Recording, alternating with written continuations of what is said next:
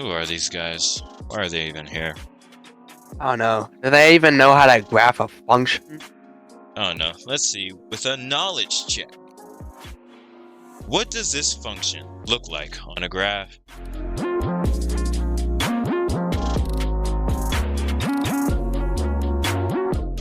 You didn't get it, did you? It's cause you're not at that level yet.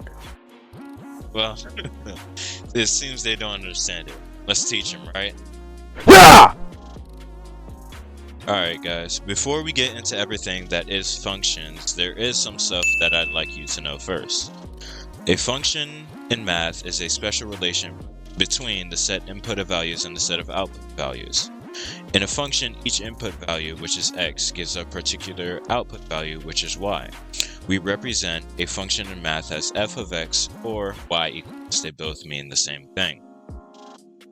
Another thing that you'll see in a lot of equations is a positive or a negative real number after 5x or 6x. This thing is what we call the y-intercept. The y-intercept is the place the graph intersects the y-axis. Now that you know most of the basic terms, let's get into the first type of function you'd see on a graph.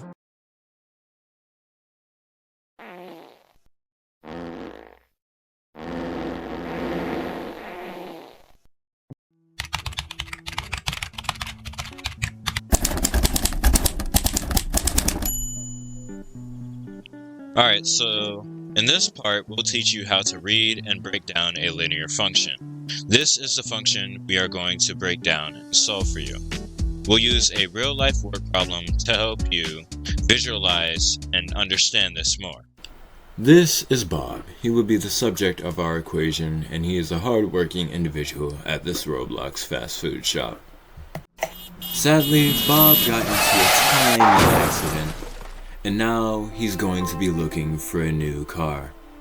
The crash was pretty bad, but he's back at work, and he's now saving for his new $5,000 car. He's doing this by putting $500 away a week to save for this car. The question is, how many weeks would it take for Bob to get $5,000? Now that I've said the word problem, Jake will now explain it. Now that you see the problem, I'll break it down for you. The m equals the slope, or the rate of change, which is 500. In this case, how much money Bob needs to save a week. The x is one variable. In this situation, it's how many weeks pass. B is the y-intercept, or how much you start out with. In this example, it's how much money Bob started out with when he began saving. We'll have it be 0 for simplicity. Finally, y is the solution. In this case, how many weeks it'll take Bob to save up the car. Now, with your knowledge, you should be able to know what this means. For this function, what is the slope and y-intercept?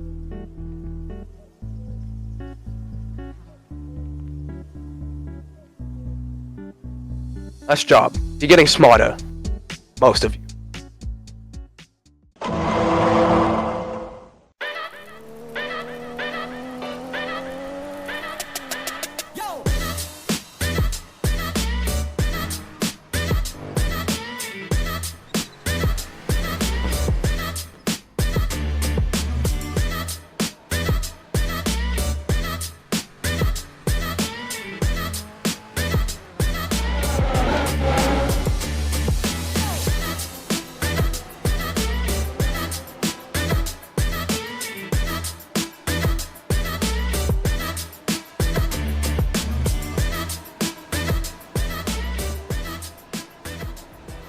Hey guys, welcome to Autodromo Nacional Monza. This is the place we are going to be learning about the coolest functions to me. I call them quads. You could also call them quadratics. Quadratic functions are the equation that always have their input to the power of 2. So most equations will look like this. X to the power of 2, y equals x to the power of 2, just like that. On a graph, these create pretty interesting shapes that's like an arch or upside down U. This is called a parabola.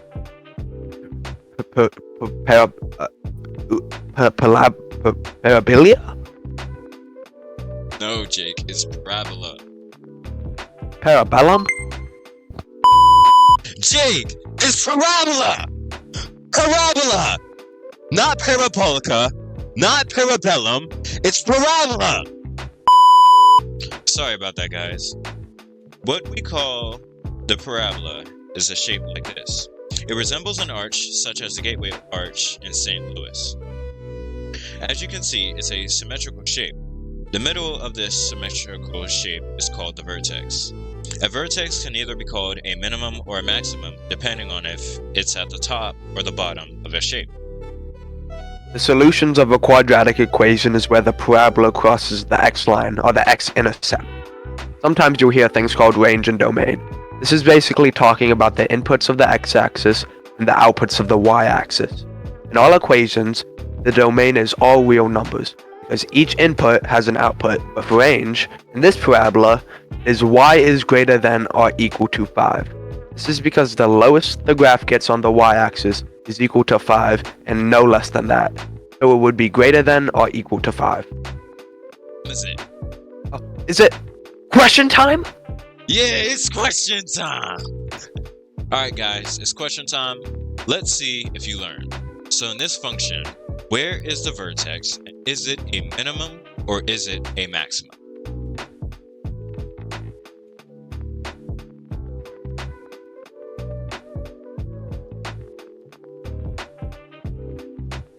Alright, I hope that most of you guys got it there. It's getting a little hard, but I'm glad you guys are still learning. Yeah.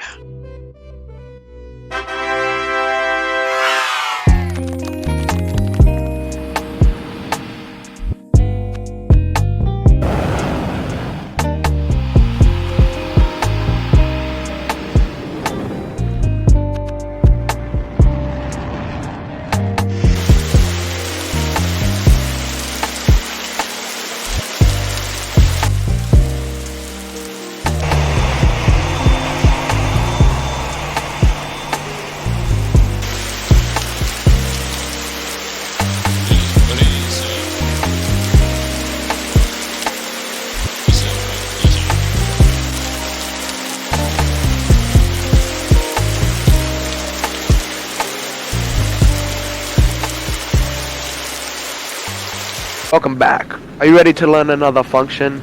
Today, we are Airbase Gary. And we are learning about exponential functions. Exponential functions can see extremely fast growth or decrease, which is called exponential growth or decay. These functions occur when a number is raised to the power of x. Visually, these functions appear to be a straight line, or rising gradually then seemingly shooting straight up, or if it's negative, decreasing gradually or going straight down.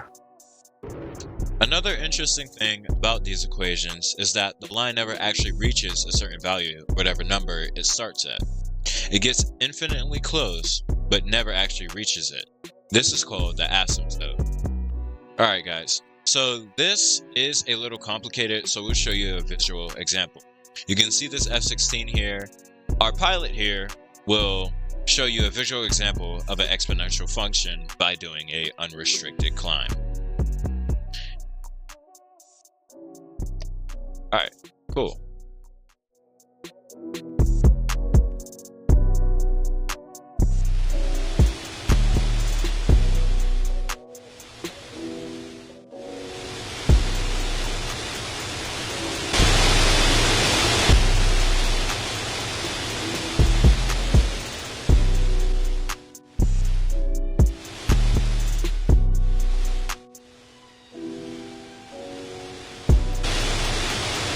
Alright.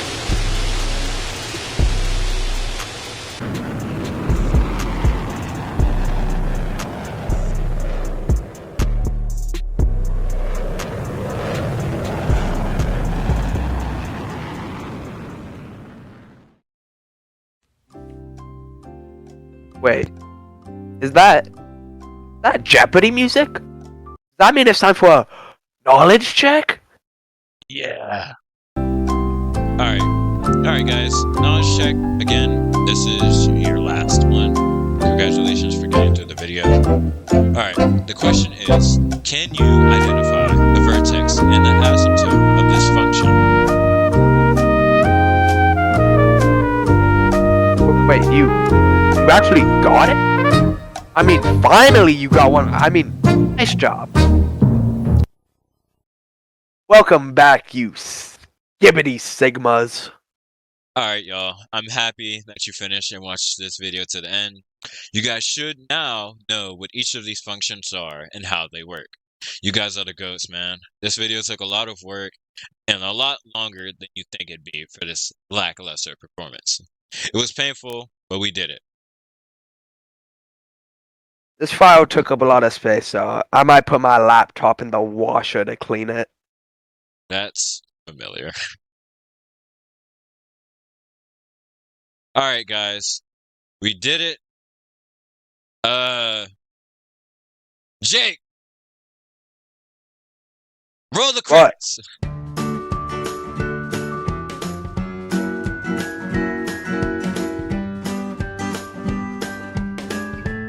I don't know how to do this because I walk really slow.